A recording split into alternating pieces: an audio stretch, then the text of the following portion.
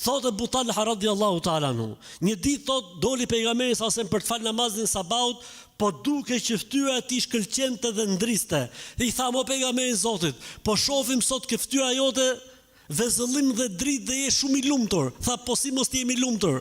Sa po me erdhi Xhibrili alayhi salatu selam dhe më tha, o Muhammed, Allahu xhelle xhelaluhu po të thot, Allahu, po I thot pejgamberit alayhi salatu selam, a nuk je I kënaqur ti o Muhammed sallallahu alaihi wasallam?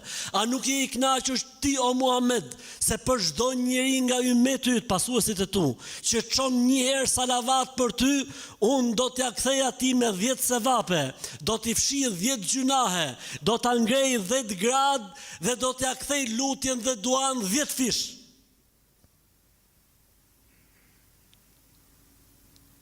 Pejgamberi sa se më gëzohej për ne, siç gëzohej për veten e vet dhe për fëmijën e vet, normalisht, sallallahu alaihi wasallam.